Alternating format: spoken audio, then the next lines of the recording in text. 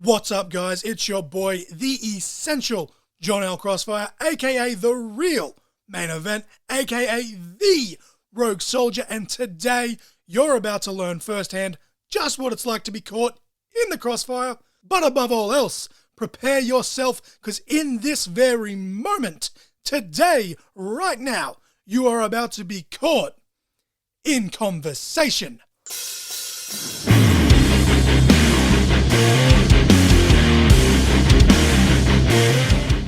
What's going on, guys? Crossfire here.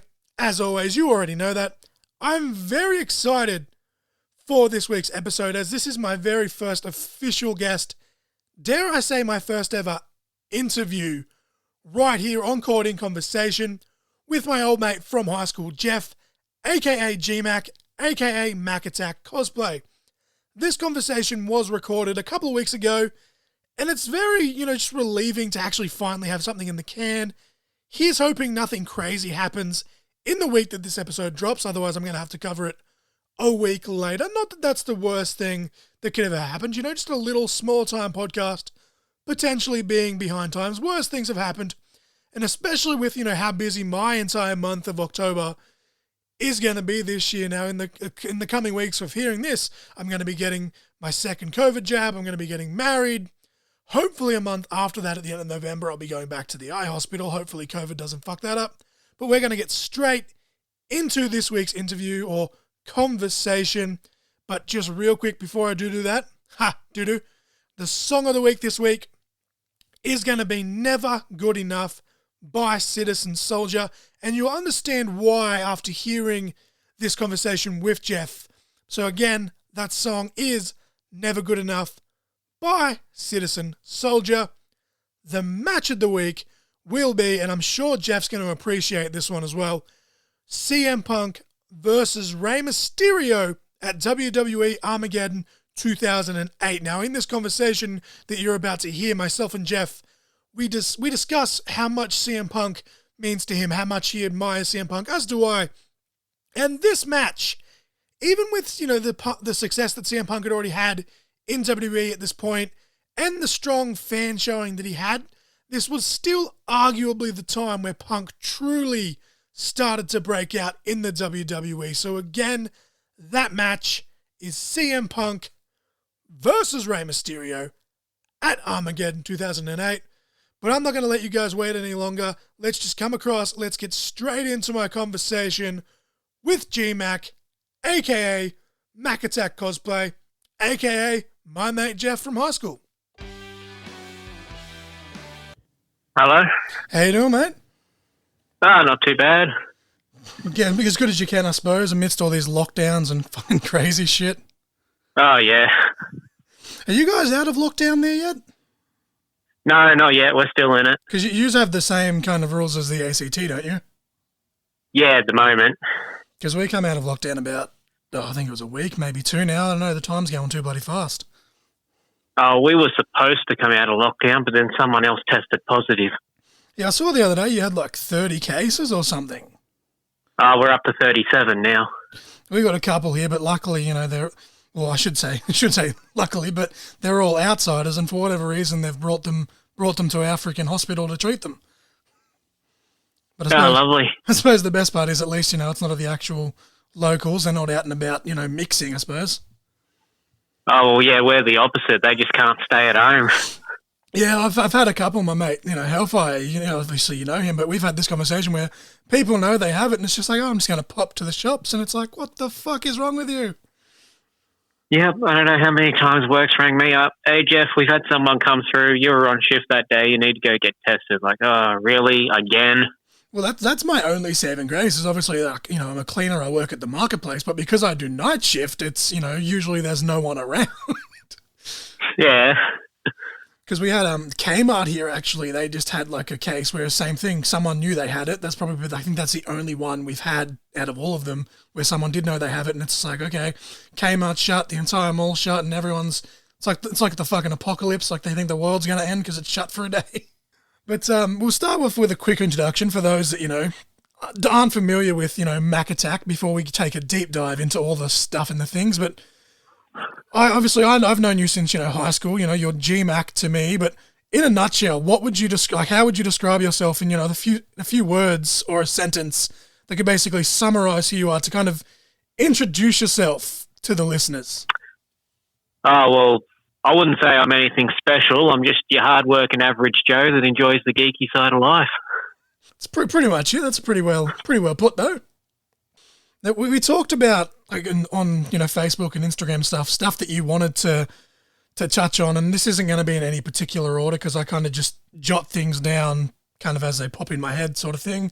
Because I wanted it to be more of a conversation than an interview, because I didn't want to sound super vain and this is my podcast and I'm conducting an interview. Like, you're just an old mate having a chat and it just happens to be recorded, so no scripts or anything like that. But you've talked about in other formats with your interviews and stuff, but for those not listening, I feel like this would probably be a kind of good starting point. But what actually got you into cosplay? Because I genuinely can't remember like what your first one was, because I remember seeing you as Ghost Rider and Green Ranger, and I genuinely can't remember which one came first.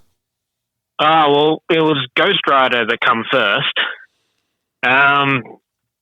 Basically, I've always wanted to cosplay, but how all through school I was really shy and I wasn't exactly game to try new things. Yeah. A mate of mine from work invited me to come up to Supernova with him back in 2015. I think that's where I saw you at. Yeah. Yeah, because the original Red Ranger and the original Black Ranger, which they're like my heroes, and I was going up there to meet them either way. And he was cosplaying as Lucy, and his partner at the time was cosplaying as Black Widow. And they're like, "Oh, Jeff, you should cosplay too." Like, I was just, I don't know. And then my partner at the time, like, "Yeah, you should do it." So I was like, "All right, I'll give it a go." Originally, I wanted to do Captain Marvelous, Gokai Red. Oh, nice. But back then I didn't know what I was doing. I didn't know where to start. And I got really down because I couldn't do it. And then my partner at the time said, "Well, why don't you do Ghost Rider? You absolutely love him. You've got all the motorcycle stuff. All you need to do really is just get a skull Halloween mask and we can work on some flames." And I said, "All right, that's not a bad idea." So we did that. We went up to 2015 Supernova, and I was nervous as all hell. I thought people were going to laugh at me because I didn't look like I was straight out of the movie. And turns out it was absolutely the opposite. Everybody loved it. I remember it looking like so cool, and then even over time now, you've changed things, you've added stuff, and it just somehow seems to keep getting better and better every time I see you, put up a new photo. Oh, well, speaking of that, that jacket that Chris Jericho wore on AEW, when I saw that, I was thinking that'd make a fucking awesome Ghost Rider jacket. Yeah, it's like all of his jackets so far, especially in AEW, have just been fucking lit. The amount of money, especially the one where he came out and he was taking on he was talking smack to those MMA guys. He came out, he had the spikes down the sleeves and along the back of him, and I was like, "Oh, that'd make a really nice Ghost Rider if I wrapped the chain around there." And so now I'm trying to hunt down that jacket. Like a real post-apocalyptic style version of Ghost Rider. That'd be fucking dope. I could see you pulling that off. Yeah, because I was thinking instead of having one chain around one shoulder, have the two chains making a cross. Just kind of just completely draped around you from one side to the other. Yeah. But what initially drew you into the cosplay community? Was it just because I know you like me, we were never the most popular kids at school, so we kind of we used our our nerdy fandoms to kind of escape reality. Was there any particular cosplay or character that wanted you to start dressing up? No, well, I've been to Supernovas and that before I was cosplaying because I was big in Yu-Gi-Oh! And they used to have national they used to have national championships and all that at those events. So I always went there, and I'd always look around and I'd see other people doing it, and I thought, "Oh yeah, this looks pretty cool," and I wouldn't mind getting into that myself. And then if it wasn't for Jacob and his partner giving me that push back in 2015 to do it, I probably wouldn't be doing it today. So it was kind of just, that'd be cool, and then someone kicked you in the ass, and all of a sudden you just you fell into it sort of thing.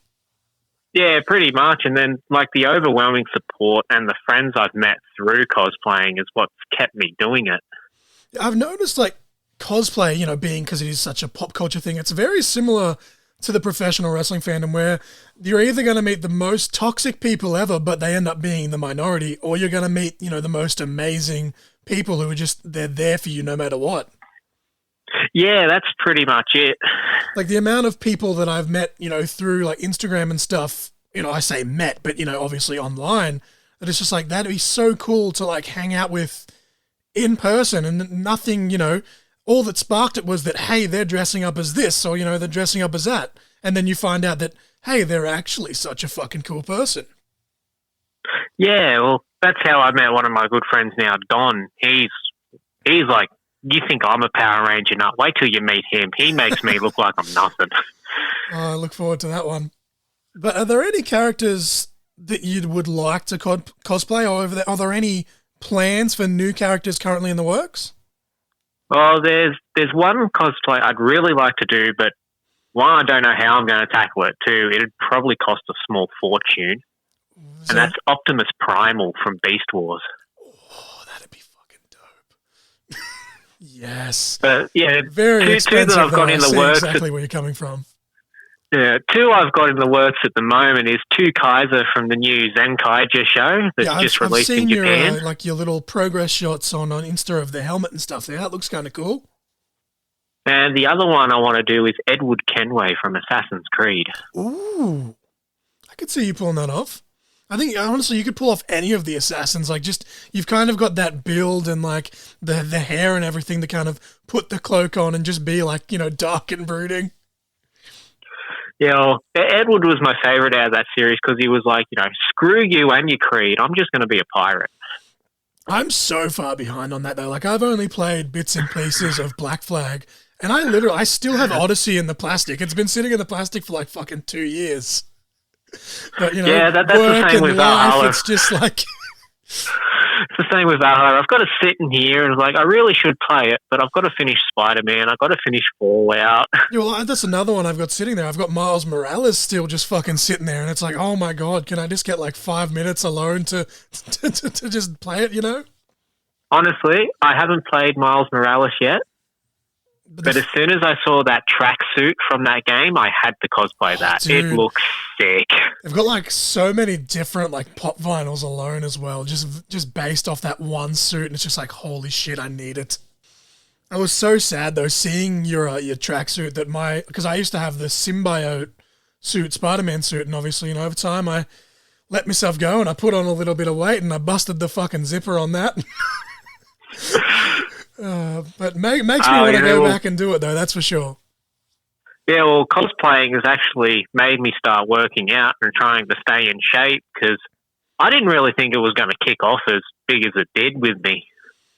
Well, I think that's... I wasn't planning on having, like, so many followers. I didn't think so many people would be in it. I didn't think people would be, hey, can you come dress up for this for us? And yeah, I've seen you know, you've had a couple of, like, you know, regulars. Like, I'm not going to out you on this podcast for private reasons, but I've seen, you know, people have come to you at your work and they've recognized you and stuff, and that's fucking awesome. Like, and I've obviously... yeah, speaking of that, I actually had a funny thing happen the other day with that.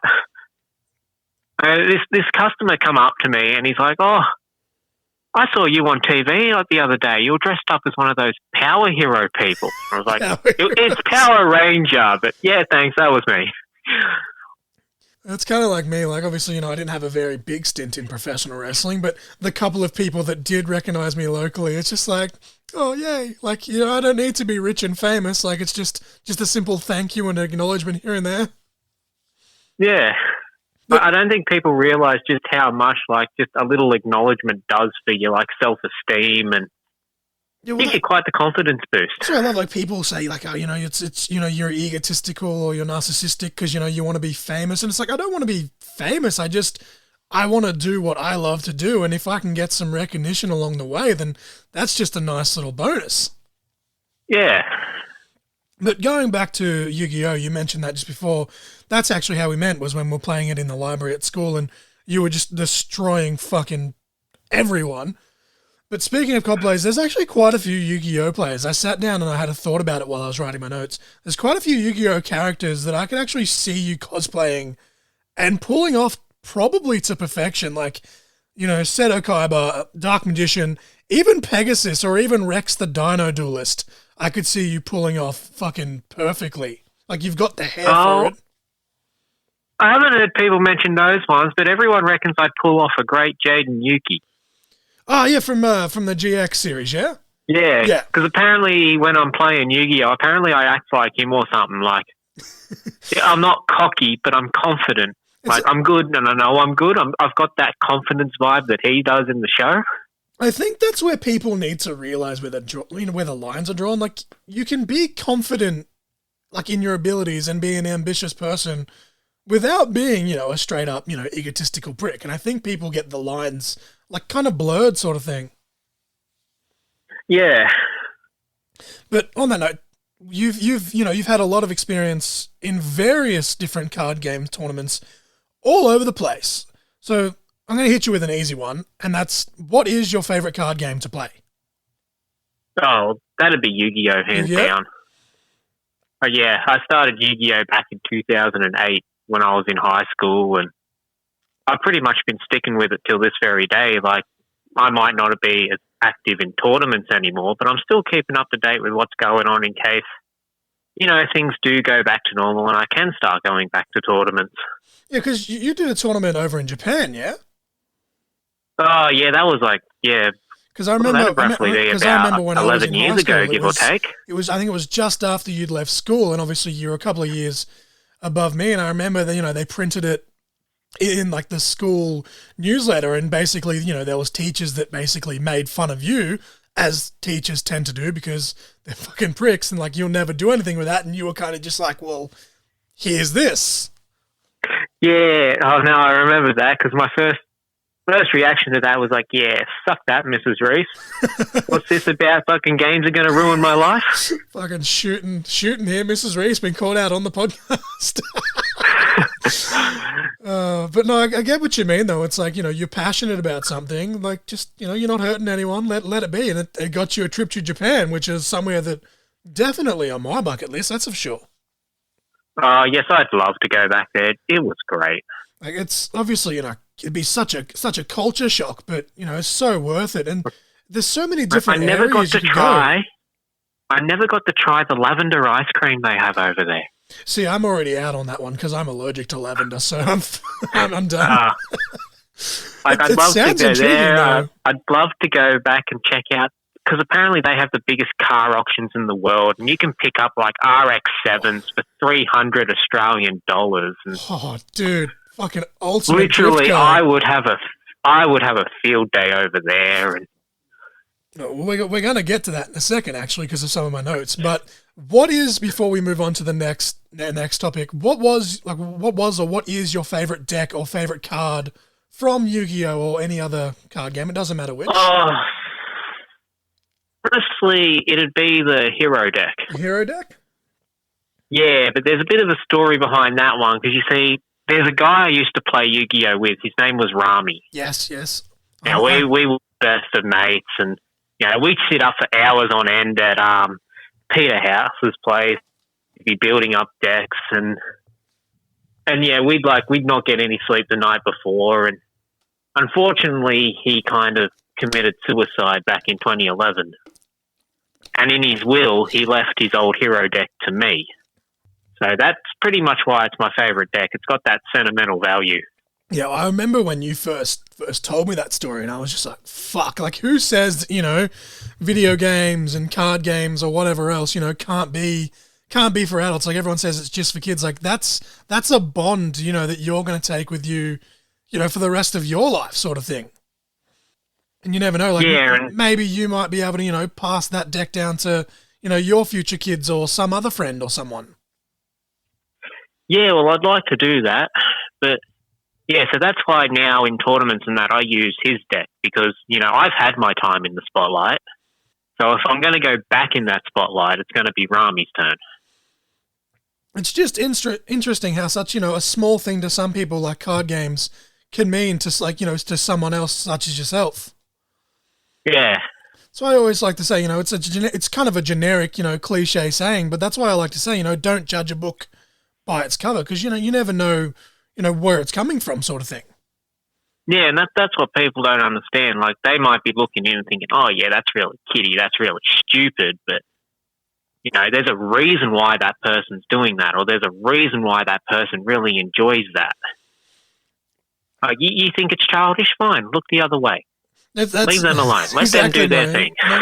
It's like when people are like complaining like about shows and movies and stuff like this is trash and it's like just change the fucking channel. Like, you don't have to indulge. They're not twisting your arm behind your back and forcing you to watch it. It's like no one's pointing a gun to your head and being like, go watch this card game tournament. Like, just go do something else. There's plenty of options. But are you watching any anime at the moment?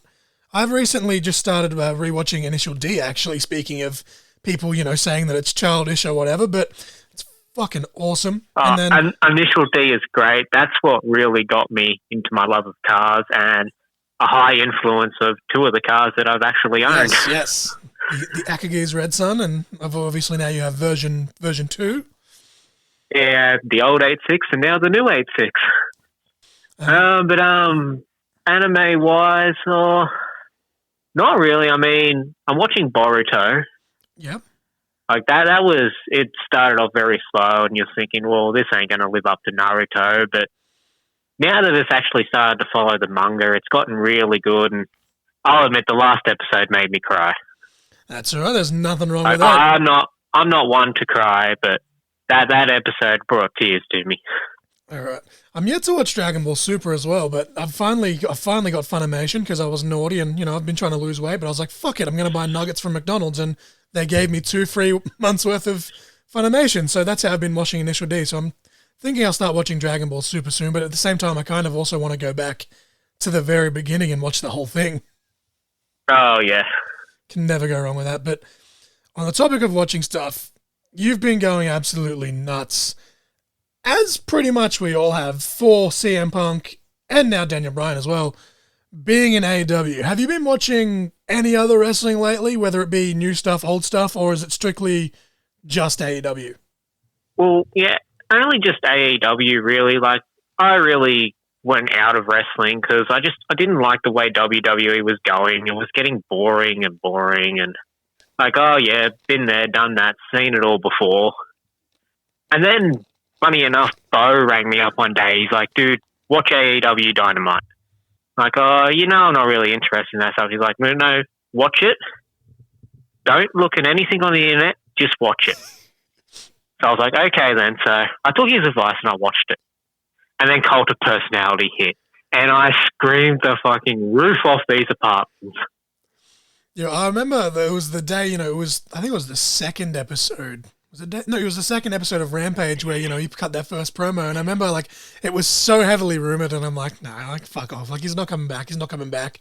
We just finished watching SmackDown, because that week's episode of SmackDown was actually pretty decent, so I was like, okay, cool, turned it off, went and did whatever, and then I look at my phone, and the internet's just going nuts, and I'm like, oh, that's got to be photoshopped, right? And then I went to AEW's official Twitter page, and it was just like, fuck, and it's like, nope, turn it on right now. Yeah, well, funny enough, I actually lost my voice, and I mean, that was hard to explain to work. It's like, I haven't lost my voice because I'm sick. I lost my voice because my favorite wrestler returned. I was in the same boat. Like, he's not like my favorite wrestler, but he has always been up there, but I was just kind of in denial. I'm like, nah, he's done. And then same thing, like Cult of Personality, like I went back, I watched the clip, Cult of Personality hits, the crowd just went fucking just nuts, and I was just like, oh my God. And even like Mrs. Crossfire, who's only seen a bit of Punk here and there, was like, this is the coolest thing I've ever seen. Like, just the reaction alone. Yeah, it was great. And then Daniel Bryan coming there and is like, well, I'm definitely going to watch this. That match with fucking Bryan and Kenny was that was fantastic. Oh, it was. And the fact that, it ended on the draw, it's like, oh my God, we're not done here. Well, I will admit, one wrestler that has caught my eye ever since watching AEW has been Darby Allin. Well, that was actually going to be my next question, was who besides Punk and Bryan were your favourites on the AEW roster. So there you go, Darby Allin. Well, yeah, I like Darby Allin because a number of reasons. Like, one, he's got my build, and he's getting in there with like guys like twice his size and beating them. Yeah, well, I've seen that. And sorry, I didn't mean to interrupt you. I've seen some of like his indie stuff here and there, and like just the shit that he does to his body. It's like there's something wrong with this dude, but I love to see it. Yeah, and the whole like gothic vibe he gives and all that is just there's really nothing I hate about Darby Allin. He's one of those wrestlers that just grabs my attention. Like, I'll admit, he did take a while to grow on me, and it wasn't anything personal. It's just that there's so many, especially on the smaller indies, like so many like, you know, wannabe like emo, goth, dark and brooding characters, and I'm just like, oh fuck, here we go, another one. And then he just comes out and it's like, oh shit, like, okay, he has my attention now. Yeah, like I love his coffin drop. That's like, I haven't seen a move like that even used in WWE before. Yeah, and it's so basic too. Like it's literally just a backwards, like, you know, elbow drop or senton kind of thing. But it's the presentation of the character and just the psychology of everything. Like he's really gotten that over. Yeah. Like I remember, it would have been before you were watching because you've only just started watching recently. But he was in basically. It was like a no DQ, I think it was like a 3-way or a fatal 4-way, and he did like a coffin drop through. Obviously, they'd hollowed it out, but it was like sponsored by Cracker Barrel, so like they had the barrels everywhere, and he did a coffin drop with the barrel onto the stairs, and Janela moved, so he's basically put himself through the barrel, and because he's landed on the steps, he's had nowhere to go, and it's just like, the fuck is wrong with this guy? Like, that was my first kind of time, like, really watching him, and I'm like, is this dude okay? Like, what the fuck was the point of that? And then I realized that that's his thing. Like, he doesn't want to be wrestling forever. He wants to be more of a stuntman, daredevil type. And I'm like, that's fucking cool. And, like, using wrestling, of all things, as a platform for that, like, that's probably the smartest thing anyone could do. Yeah, well, I haven't seen that match, but I have gone back and watched his old match when he went up against Cody Rhodes. Yes, fantastic match. They had a fantastic couple of matches, actually. Yeah. I think I watched the one that was at Revolution, or it was one of their pay-per-views that started with R. It come up on YouTube. Yeah, I believe it was Revolution. Like, oh, yeah, I'll give that a look. But they had one at, it was one of the TV specials. I can't remember, I think it was Fight for the Fallen, but they had like a time limit draw, which was the first match that they had. And that was really good because it was like, shit, Darby's going to beat Cody. No, Cody's going to beat Darby. And then, you know, went back and forth. And I can't remember who was on top right at the end. I think it was Cody. I think he hit the crossroads and then the time expired. And it's like, oh, you got to think that, you know, Cody was about to beat him. But then at the same time, it's like, no matter how you look at it, Darby's still, you know, held in there with him the entire time. Yeah, they put on a really good match. And that's what I love about AEW. Like WWE, like they have fallen off so bad in the last few years. They're starting to get better. Like the talent-wise they have, it's probably the best they've ever been. It's just kind of ruined by crappy creative. But AEW, like they really put a focus on, you know, the time limits and disqualifications and countouts. They don't just... No match is really a throwaway match that I've seen in AEW. Yeah. But what other than AEW, is there anything else you've been watching just in general? General-wise, not really. It's mainly all like the Japanese shows, like the Super Sentais and the Kamen Riders. Nice. But other than that, working all the bloody time, I really don't have time to sit down and watch anything. Especially during like all this crazy stuff. Like, I like my night shifts. Like, you know, I do 3 to 4 days a week, and it's fine because I work at night. And for the most part, there's no one around. But with all this COVID stuff, it's like, oh, we need you to do this day shift here, and we need you to do this day shift there. And it's just like, my sleep schedule is just like, fuck, dude. Yeah, no, I've pretty much been in the same boat with that. Like some days, like I'll sleep until like 4 p.m. after not going to bed until like 10 o'clock in the morning. And it's just like, fuck me. My body's just like, what are you doing to me? But yeah, so yeah, we've been the same down at work, like, and with people that have been testing positive still coming through. Yeah, it's just... You know, some of our people have to go off and get tested, so then we might be short here, so I've had to go help out here. Like, last week I went from checkouts to online to Knifeville back to checkouts. It was just, you know, let's play pass the parcel with Jeff. Yeah, my brother-in-law, You know, well, it's the same thing. I won't out him, but he's in the same boat. It's like, do this, do that. And it's just like, fuck me. The annoying thing is as well, because of it all, like, Australia Post is just putting on, like, every Tom, Dick, and Harry. And it's like, I've been waiting 2 months now for my fucking parcel. It's just like, Jesus Christ. Yeah, no, I'm in the same boat. I'm up to a month and a half now waiting on a parcel. It's here. It's sitting in the Sydney depot. They're not touching it. Yeah, I had one sitting in the Sydney depot for about a month. It finally went to Melbourne last week, and now it's going back to Sydney. And it says it's on board, but I'm still yet to see it. But have you been listening to anything, like in terms of music or podcasts or anything like that? Well, apart from your podcast, I've been listening to a lot of Citizen Soldier. Yeah, well, I had them in my notes because I knew that they were going to be a big one. But is there any other bands? Oh, yeah, I absolutely love their work. I just, like, I literally found them by accident too. Not really. Like, Citizen Soldier would be the main band I like, but if I hear something nice on YouTube, I think, oh yeah, that sounds cool, I'll download that. But the only real band I like is Citizen Soldier. Yeah, I think I listen to them pretty much on a daily basis at this point. And it's like, obviously, like, you know, I was going down the rabbit hole trying to find a theme song. I found Soldier and I listened to the lyrics, and at the time, you know, I was a heel rogue soldier, and it's like, fuck, these lyrics work. And then, you know, a few months later, I found out that it was actually, you know, lyrics that they were writing about standing up to bullying and stuff. And I was like, holy fuck, like, it has like a different meaning in itself, which made it even more meaningful to me, because that's why I drew myself to professional wrestling, much like you with like card games and stuff. Well, yeah, that's how, funny enough, I discovered him. Bloody, you came out to that song when we saw you in Goulburn, and then I saw you posted on your Facebook page, and I actually gave it a listen. I'm like, oh yeah, these guys are all right. Then I went back and listened to some of their old stuff, and yeah, they really grew on me, because even with these new songs they've released this year alone, all their songs are really, like, I've been able to relate to them in one way or another. They're very, very mental health driven. Yeah. Like, because like a lot of, you know, people that sing about that kind of stuff, like, you know, they sing about, you know, it's okay, like, you know, there's light at the end of the tunnel, like real cliche stuff, which is great. But, you know, Jake and those guys from Citizen Soldier are like, look, it sucks and it's brutal, but this is a look of, you know, how it is when you're on the darker side of it, sort of thing. Yeah, like their song, Thank You for Hating Me. Oh, it's a fucking banger. I absolutely love that. If I was ever to have a theme song, that would be it. Yes.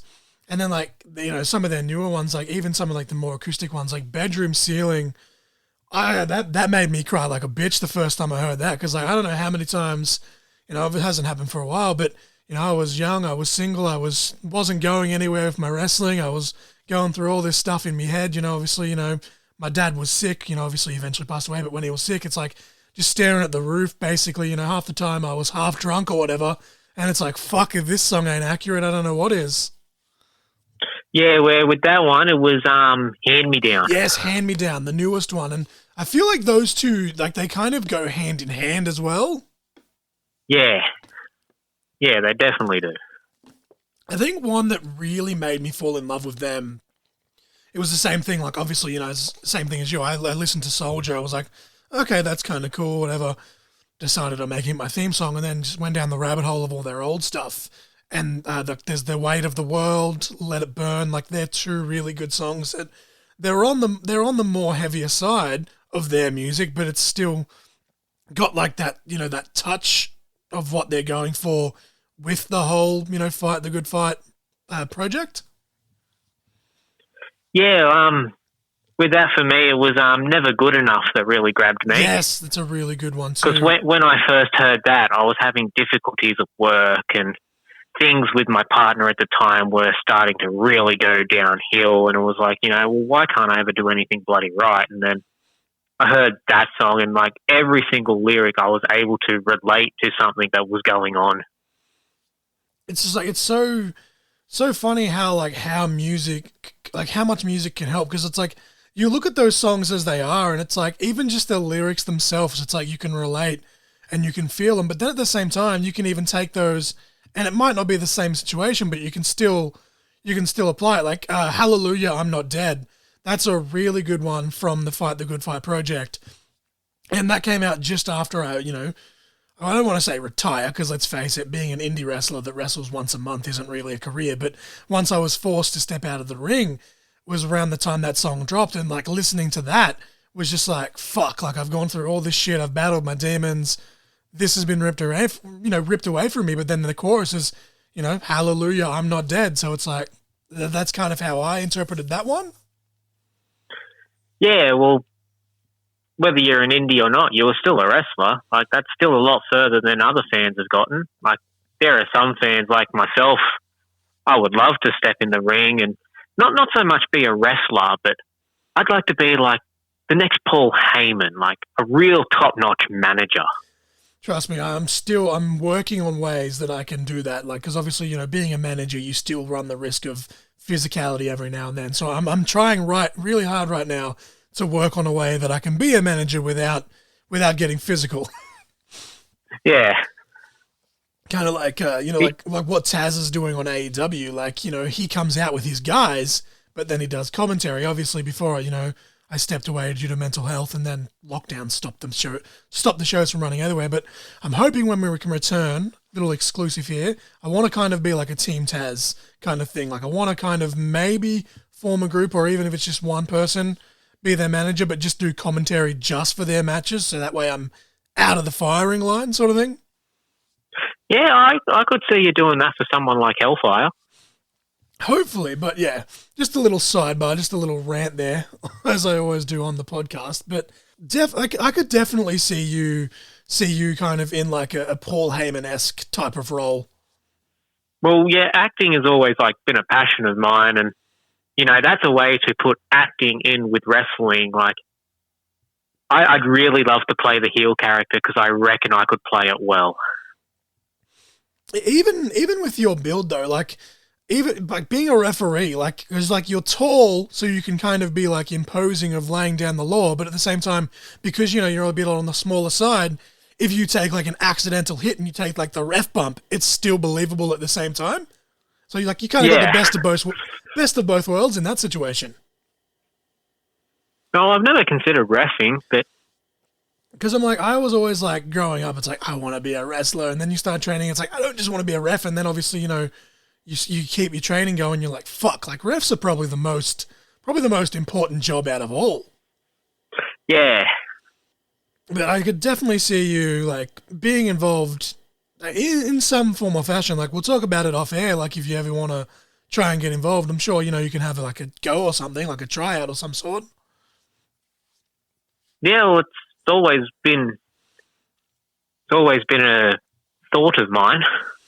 Like, as I said, like you said to me, if me and like when I was wrestling, you said, if me and Hellfire ever needed a manager to hit you up, I'm just like, well, if we've ever got shows in Goulburn or I ever get to run shows, like I'd be hitting you up in some form or fashion. Oh, that'd be awesome. But yeah, if I was to actually physically wrestle, I'd have to use the finisher, the Stone Cold Stunner. And the good thing is, though, like you think about the guy that originally popularized that was Mikey Ripwreck in ECW. And same thing, like, he was like the underdog, like no build, but it's like you could hit that out of anywhere. Yeah, but you see, with wrestling, the guy that got me into wrestling was Stone Cold Steve Austin. Yes. Because you see, my dad is a wrestling fan, and when I was little, he would always watch it religiously. Yeah, and one day I came out when I was little, and it was a scene where Stone Cold was spraying The Rock and Vince McMahon with beer. Yes, the beer truck. And then I sat up with him and just started watching it. And then, yeah, Stone Cold was the one that grabbed me, and I still idolize Stone Cold to this very day. I think he's a great man. Well, I think... And I'd really love to meet him one day. Oh, dude. That'd be fucking awesome. But I think, I could be wrong on this, but I'm pretty sure that he still has the record for, like, the most merch sold with, like, the original, like, Austin 316 t-shirt. I know, because I've got a majority of that merch sitting in my cupboard. I've slowly, over the years, gotten rid of it just because, I've kind of grew out of it sort of thing. But I think I've still got the Arrive Raise Hell shirt around here somewhere that it's all beaten up and it's got rips in it. But I'm like, whatever, I use it as a pajama shirt just because I get attached to things and I can't throw them out. Yeah, the one I've still got is his Stone Cold University, Class Yes. of 316. They recently re-released that actually as well, because they were going through a phase where they were doing like Throwback Thursday tees, and I actually got an Eddie Guerrero t-shirt from that because they re-released the I'm Your Pappy shirt. But yeah, the Stone Cold University one was one of those. You know, Eddie was great. I loved Eddie. Yeah, it's like I think I've mentioned like literally like not every episode here, but just about like every time something comes up, it's like, yeah, he's my hero. People are probably just like, we get it, but it's just like. I think a dude should let's face it, man, like I think I'm 5'9", Eddie was 5'8", so it's like, you know, we're around the same height, and it's like a dude that height, realistically, you know, especially in those days, was never going to be anything in professional wrestling, and then just became this fucking megastar and was just perfect in everything that he did, like heel, face, promos, wrestling, like he could grapple, he could fly, he could brawl. It's like a dude like that's like so small and at the end of the day really relatable, shouldn't be so fucking talented. Yeah. It's like he gave literally an entire generation hope, and I think for you, Stone Cold's the same. Like he was just your everyday man. Like everyone wants to tell their boss to get fucked or, you know, kick him in the guts, drop him with a stunner. Yeah, but Austin actually did it. And it's like scripted or not, like you could look at that and you could feel like the emotion that was coming from it. So yeah, so just want to put that out there. If my boss does listen to this, I don't want to stun you. Wink, wink. No, my bosses are pretty all right. They've kind of learned to grow with my sense of humor. It's just like in general though, like the amount of people like over the years that it's just like you wish that, you know, you could, like, it sounds cheesy when you put it in like a real life aspect, but you know, you want to drop him with a rock bottom or hit him with a people's elbow or something like that. Like, yeah, well, one of my supervisors, Fayez, he's a really awesome bloke. When Daniel Bryan first debuted on AEW, it was on their All Out. We were both out the back because we were on our breaks, and I'm just like, oh, Fayez, I've got to go home. He's like, oh, why is this? And I said, oh, Bryan Danielson just debuted on AEW. I've got to go home and watch it. He's like, Jeff, you're an idiot. You're staying for your full shift. It's like, worth a shot. Yeah, that's pretty much what I said. I said, oh, you can't blame me for trying. See, Bryan's a weird one for me because I've never been like a fan per se of the character, but if I've ever wanted to watch like just a great wrestling match, he's almost always the first one that comes to my mind. Yeah. He's kind of in like the Bret Hart category for me. It's like I can acknowledge that, like, you know, they're fantastic, but I've never been drawn to them. But at the same time, it's like when they're announced, like when they announced Kenny versus Bryan, I was just like, holy shit, like this is going to be fucking amazing. And it was, and then some. Yeah, well, that's part of the reason why back when I was really into wrestling, I used to watch Impact Wrestling a lot. Yes. Because I didn't really watch it for the show itself. I watched it because I liked guys like Bobby Roode and Samoa Joe and AJ Styles.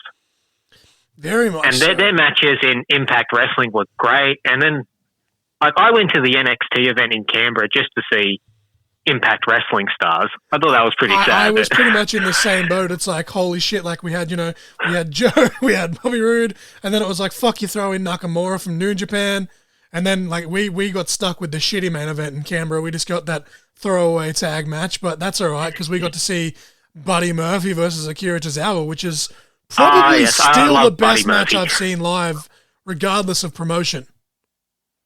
Like, Buddy Murphy's great. AEW or Impact Wrestling, someone really needs to pick that man up. He was great. The thing is, though, he's another guy. You know, he's just under 6 foot. I think he's like 5'11", or he might be just 6 foot. But he just looks like your average, everyday dude. But he got himself jacked. He put in the work, and now it's like you could literally see him wrestling in any promotion, and he would fit in. Like, I don't know. Maybe I'm being biased towards Buddy Murphy because he's also an Aussie, but. No, but see, that's how I discovered him, right? Sorry, I didn't mean to cut you off, but they announced back in, what was it, like 2013, 2014, that they'd signed Matt Silver, which is what he wrestled as. And I was like, okay. And the reason I checked out his stuff was because he was an Aussie. But instantly I was like, this dude's fucking good. Like, Yeah, well, I loved the stuff he did with Seth Rollins when he was like tag team champion and all that. it was just a shame that because they went on. That's my problem with WWE and a lot of people's problems as well. Was they built up that storyline, they did really good, and then once it was dropped, it kind of it was like it never happened. Like they went and did that stupid fucking romance angle with Ray's daughter. That got shit canned because Ray came in contact with COVID, so he was off TV for a couple of weeks, and then unfortunately, Buddy, basically, as much as you hate to say it, he was a nobody in that situation, despite being on SmackDown. Just as like, okay, back to catering for you. Yeah, like. Was there really a need for that romance storyline? It's like, I reckon that was the nail in the coffin for him. Yeah, well, and then like they randomly turned him heel. Like Seth came back and he's like, "Look, I want to be on your side again." And then Seth still attacks him anyway. And then it's like, "No, we're going to send you back to catering yet again." And it's like, I don't like a lot of people they throw around that wrestlers have been buried and blah blah blah blah. But Buddy Murphy, like I wouldn't say buried per se, but he definitely got held down to an extent. Yeah. Because think about it, like he had a clean win with his finish over Bryan Danielson, who we were just talking about as Daniel Bryan, had that banger of a match with Roman, and even the Roman haters couldn't say that, he was squashed by Roman because he pushed Roman to his limit. Like he made Roman dig down deep and put on a great match, which we all knew he was capable of. He just needed the right opponent. And someone like Buddy, a relative nobody, came out and was just like, hold my beer, pushed Roman to his limit, and it's just like, holy shit. Yeah, well, I will admit, I haven't seen that match, but now that you've put it that way, I might go look it up. Like, it wasn't the most amazing match in the world, but, keeping in mind, television matches and pay-per-view matches do have to have, a different set of production to an extent. And for a TV match, it's like, I could have easily seen that on a pay-per-view. Like, yeah, it would have been a throwaway pay-per-view, like a filler pay-per-view, but it's definitely a great match and definitely a highlight at least for Buddy Murphy. Like, he was in video games, he got merch, he had action figures, and he got to beat Daniel Bryan clean on SmackDown as well as main event with Roman Reigns. So, still chalk that up to a win. Yeah. Especially coming from little old Australia. Like, we have some of the best wrestlers and untapped potential here, and it's just a shame that they don't get to show it as much as, UK or Japan. Yeah, like another good one was old Nathan Jones. Nathan Jones, I actually had the pleasure of meeting him up north for a company that I'm not going to mention on here because this isn't a shoot podcast, but fuck them. But I did get the chance to meet Nathan Jones, and despite being 7 foot fucking 4 or whatever he is, I think they build him as over 7 foot, but I think he's actually 6'11". But he's actually one of the nicest dudes. Like, of all things, we talked about politics. I don't give a shit about politics, but his take on what he was talking about was actually very fascinating. Like, he was talking about how he wanted to, run for the local mayor and then eventually, try and use that as a stepping stone to go into being possible prime minister one day. And I'm like, could you imagine a 7 foot tall fucking prime minister? Yeah, I could. But yeah, he's actually such a nice dude, but he's another one that, and we're not just saying this because he's Australian either. He did the crime, he went to jail, he came out, and now, he's in movies and stuff, and he's actually had some fairly noticeable roles as supporting characters, but he's one of those big men that actually put in the work. If you see him, people talk about Hulk Hogan, oh, you should see him in Japan, and then literally all he does is, he throws an extra clothesline and ends Zagiri. But Nathan Jones, for a big man at least, was doing some good wrestling moves. Could you imagine being suplexed by a guy that big? I sucked, I got a big ass, okay? I sucked at posting for moves. I can't imagine posting for a guy that's 7 foot tall and just being held upside down in even just a basic suplex, let alone being thrown around in general. Yeah. He did get his moment at Mania, I think it was 19, where he did that run-in the Taker match. It was at WrestleMania 18 or 19. I think it was 19. I think it was 19. He did that run-in with Taker. It was meant to be a tag match. They took him out because he thought he was too green, and then he still got his shine anyway with that big fucking spinning roundhouse kick. It's really cool stuff. Speaking of big guys that are pulling off real good moves, what do you think of Luchasaurus? Dude, I've been a fan of his since, well, I wouldn't say since his rookie days, but since his early days as Luchasaurus. Obviously, I don't know if you ever watched Lucha Underground. It's really hard to find here in Australia now that it's not airing. I just used to watch it weekly on YouTube before, it got struck with the old copyright laws. But he come in, Thunder Rosa, she was in like a full bodysuit, and she was basically playing the part of a snake woman. Can't remember her name off the top of my head, but she basically brought in Luchasaurus as Vibora, and he was like this big half lizard, half human guy, and he was just fucking killing dudes. And one of those guys was Johnny Mundo, or John Morrison, whatever you want to call him, which obviously he can make anyone look good. And the fans just started chanting off the cuff, Luchasaurus, and then he's like, I could make this work. And the fact that he'd been in the business for a few years at this time, and the fact that he's able to just take that one chant and this random throwaway gimmick and create what he's created while still being himself it's very good stuff. Like, it's very fascinating to see. And it's just, that's another example of what AEW does better. Like, guys don't get creative control per se, but they still have creative freedom, which I think is the big difference between the two products.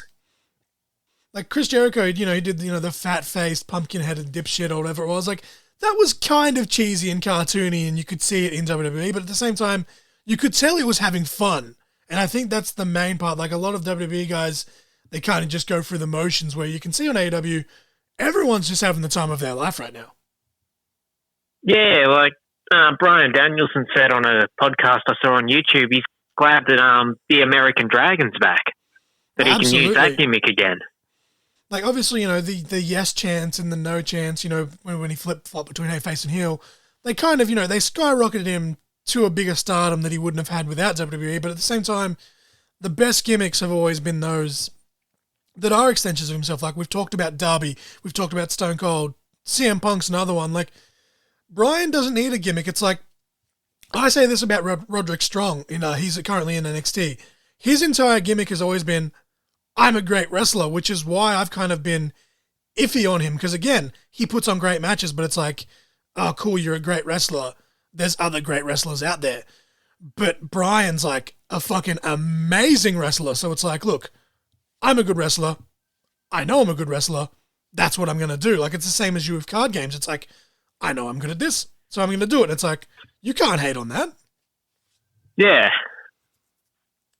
But was there anything else? We're almost coming shy of an hour here, so I might cut that short if that's all right. Is there anything you wanted to talk about or get over before we end this? Oh, not really. I think we've pretty much covered everything. I was worried that I wasn't going to be able to, keep you amused for long enough, but we've talked for longer than I was expecting, so I'm happy with that. You're my first official guest on the podcast. Obviously, I had Mrs. Crossfire the other day, but she was more of a co-host, so my first guest, this will drop either next week or the week after upon recording this. So, you're going to be my first official guest, G-Mac or Mac Attack Cosplay, whichever you want to be called. Oh, both is good. The card game community and the gaming community knows me as G-Mac. The cosplay knows me as Mac Attack. Yeah, same, but different. It's like all of my social medias have always been sensational_LJ, and they're like, everyone's getting so confused when they're like, why don't you just make a separate thing for Crossfire? It's like, look, in this day and age, everyone knows what this business is. Like, I don't care. This is me. Call me what the fuck you want. Yeah. That's pretty much it. Is there anything you wanted to plug, like, Facebook, Instagram, YouTube? Oh, well, I don't really have a Facebook page because I just don't have time to run it. But I do have an Instagram, which is Instagram.com/Mac Attack Cosplay. Mac Attack Cosplay, cool. Is that all you wanted me to? Because I'll put the link in the description and stuff for people, so it's easier, or they can just search. But I'll put the link down there, nonetheless. Yeah, that's pretty much it. Like, all I really post is me cosplays, the progression of what either I'm doing or the people that can make the suits for me are doing, and a couple of gaming stuff. And that's, pretty much it. Just enter your world, so to speak? Yeah, pretty much. It's just a look into my life, more or less.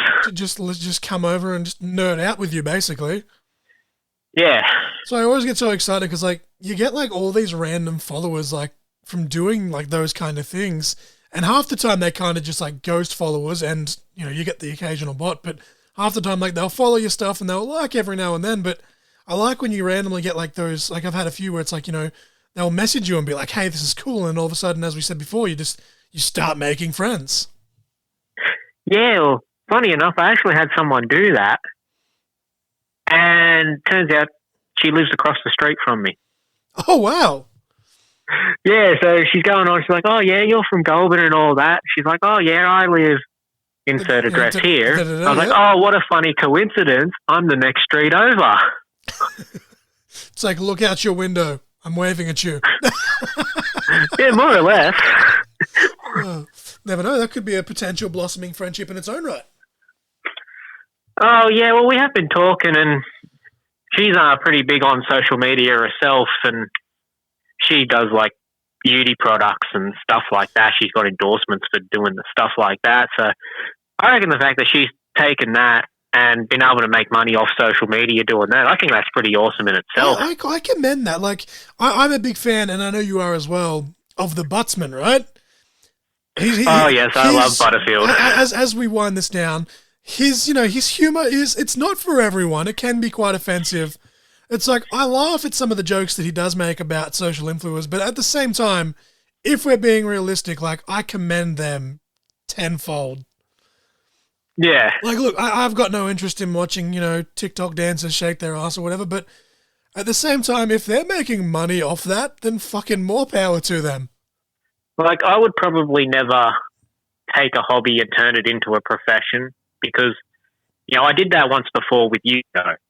Like, when I was really big into Yu-Gi-Oh! And I was, topping tournaments, people were sponsoring me and I was like, cool, but then it came all about the wins and I couldn't go to a tournament and enjoy myself. I had to focus on getting the win, otherwise it wouldn't keep them happy. And it turned Yu-Gi-Oh! More into a job than a hobby, and that's what started to ruin the tournament scene for me because I had to focus on that. I couldn't go there and enjoy myself with mates like I used to. I had to focus on the win, make sure I top. If I'm going to top, make sure I'm at least in the top 4. And just kind of going through the motions sort of thing. Yeah, it really sucked the enjoyment out of it. But like, I'm kind of the same here with this podcast. It's like, I'm like, I'm not going to be, I don't know how many like wrestling podcasts or whatever you watch on YouTube. Like, this isn't going to be fucking the Broken Skull Sessions. It's not going to be Talking Jericho, Grilling JR, whatever, wrestling podcast you throw out there. But there's a interviewer / YouTuber, Chris Van Vliet. He has a really big following. And the best part is, like, he always wanted to be a journalist, so to speak, which just led to him eventually starting his own podcast. And it's like, it just took off by accident. So I'm like, if that could happen here, I wouldn't be opposed to that. Like, I'd love to get sponsors, but at the same time, I had this conversation with Mrs. Crossfire. It's like, I wouldn't mind getting sponsors because, if I could get paid for doing something I enjoy doing, that'd be great. But it's like, that's not the end goal sort of thing. Yeah, well, that's pretty much what happened with me cosplaying. Like, people were saying, if you're going to do this, you need to get an Instagram. I was like, well, I'll do it. Yeah, I'll do it. But, I'm not going to do it full-time thing. And then it exploded. I went from, 2 followers, 422 followers. Now, I know there are people out there that, have thousands upon thousands of followers and 10 times bigger than me, but I was quite impressed with the fact that I got that many. Yeah, very much so. Like, I capped 100 downloads, I think, just after the first 10 episodes of this, and I was just like, you know what?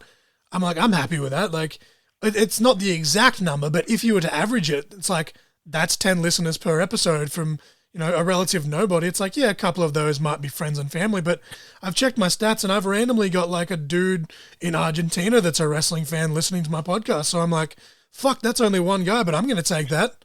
Like, never in my wildest dream did I think that I would reach, that extent, like outside of my own personal bubble. Although while we're on the topic of sponsors and that, and they're not officially a sponsor of mine, but they have been giving me a lot of exposure, and I have been like their poster boy or something, and that's a new shop here in Goulburn. It's called the Pop Vault. Actually, I've seen you post that a few times. Can't wait for lockdowns to be over because I've looked at them online, but I want to be able to actually go in there in person and just browse sort of thing because They've got so much stuff, yeah, dude. some It's of the fucking stuff insane. they've got.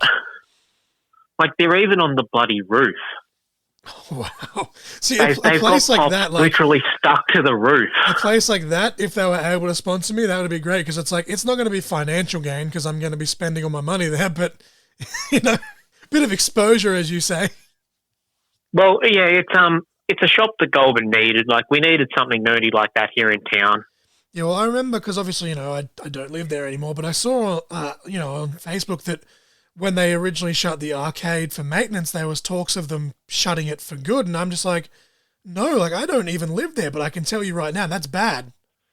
Like, Yeah, no, I'm really glad that Back to the Arcade fought that and they won it, because that is also something Goulburn needed, something for the younger ones to do, because like you living here, what did we have to do? You could bum around at the shopping centre or you could go to the movie cinema. That's it. That's literally what I was about to say. Like, there's a couple of years between us, but we're not that different in age. And it's like, it's the same thing. It's like, I'm bored. Want to go to the movies? Or I'm bored. Want to get lunch? Like, there's literally like no other options. And then, I'm not using it as an excuse because, kids should know better. But it's no wonder, there's so many kids just doing stupid shit that they shouldn't be doing.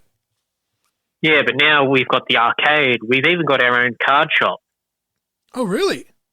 Yeah, it's called Nerdstar Games. I helped them out in starting to run Yu-Gi-Oh comps up Actually, there. yeah, I remember seeing that actually at the start of the year, roughly. You were doing that. You were there with Sharmo and Greenie and a couple of other guys. Yeah, but now that store's kind of found its feet in that, I've kind of taken a step back from running it with them, and I've decided to start playing in it. Well, it comes back to what you said, though. Like, if you can't enjoy what you're doing, like, if you're constantly, hey, I've got to do this, this, and this, it becomes more of a job because you're trying to make sure, okay, this needs to go smoothly and that needs to go smoothly. Yeah, but now that Robbie and Colin have kind of found their feet with how Yu-Gi-Oh works, I've taken a step back and I've started getting in there and playing with the boys. I can actually have some fun myself now. The one girl that shows up every now and then.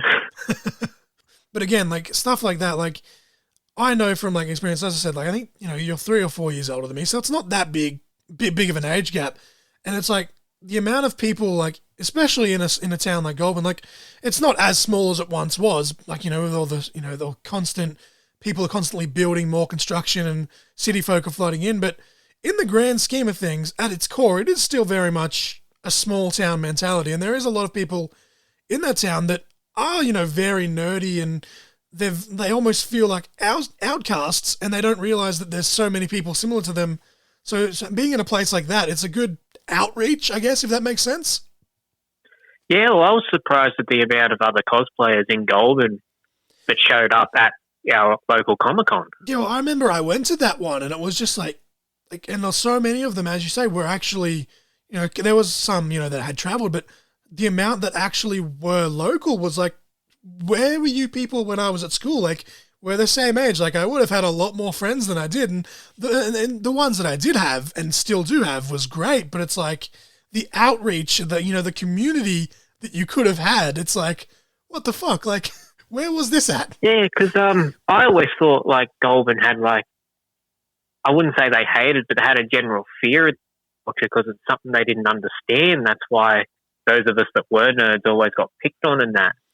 It's like there was the misfits, and then there was the misfits with the misfits, and that's what we were. Like, we were just a group of fucking outcasts, and it's like, I like this. Oh, really? And yeah, because like when I first finished my Kamen Rider Wizard cosplay, I dressed up in it, and I went down to Belmore Park because I wanted to get some photos by that massive tree in the centre because I thought that would have looked great. Oh, yes. And the amount of death glares I got was unreal. It was like people thought I was going to fucking snatch up their child or something. Yeah, well, I've got the death glares and all that I got were just, and then we got the Comic-Con, and now all of a sudden it's become so accepted. Like you brought up earlier, people are even pulling me up at work saying, "Oh, I saw you the other day and this, and you looked really fucking good." And yeah, well, I remember there was one day there I came to visit before my dad passed away because I knew he was sick, and I just came to see how he was, sort of thing. And I was wearing my I had a T-shirt. I think you've seen it before. It's just the Vegeta Saiyan armor, but it's just on a T-shirt. And there was people like I had a couple of people go, that's cool, but the amount of people, and they're making it loud enough so they want you to hear, and they're like, oh, look at this fucking nerd, Dragon Ball Z, fucking pussy, blah, blah, blah. And like, you kind of just walk off and ignore it, but in your head, you're just like, what the fuck? Like, because I'm wearing a t-shirt that like, it's a show that you don't like comes back as well to what else we were saying earlier. So it's like, when you get to Comic-Con and there's just all these people, it was just like, oh my God, you guys are my family. Yeah, like, where were you my whole life? Like, you've been living under a rock. Have I been living under a rock? Like, and that's, I think, like, social media can be such a bad thing at times, but for stuff like this, it's just, it's such a wonderful thing. Yeah, well, I look at social media, it's like a tool.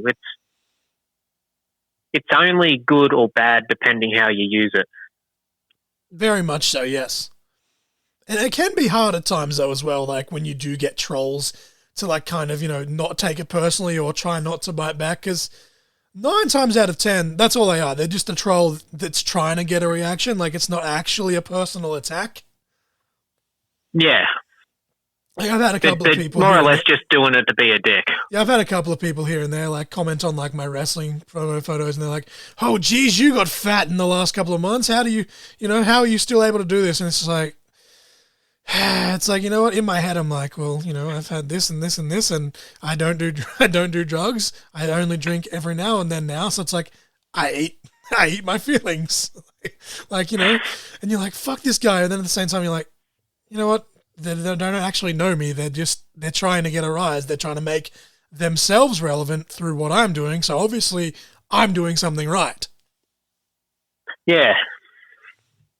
But as I said, I might bring this to a close. That was about like 10-minute more rant of like, just random stuff. But that's what happens when, you chat to old friends. Like we message pretty much, every other day, random shit here and there on Instagram. But this is the first time in God knows how long, because of the lockdowns, that we've actually had an actual conversation. Yeah, actually been able to catch up and have a conversation.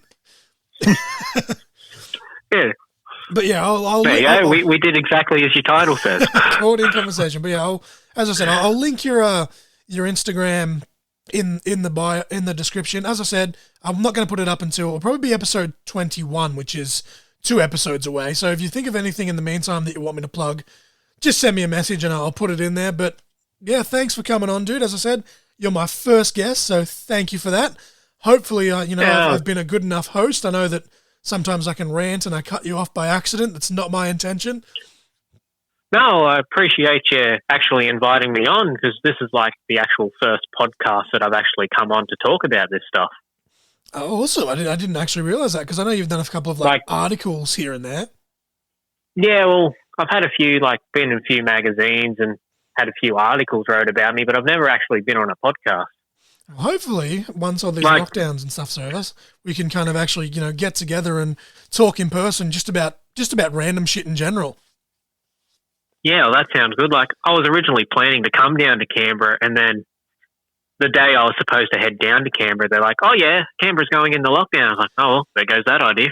Yeah, that's what I'm like, on one hand, I'm like, oh, it sucks that I've moved away from Canberra, because, my friends that I do have from wrestling are there, but at the same time, it's like, oh, I can actually go and get groceries without feeling like I'm doing something illegal. Yeah. But yeah, as I said, thanks again, dude. I'll stop the recording here and I'll let you go, but thank you one more time. Like I said, sound like a crack record, but just thanks for coming on, man. Thanks for getting yourself caught in conversation. That's all good, man. Anytime. All right. See ya, mate. See ya. Bye.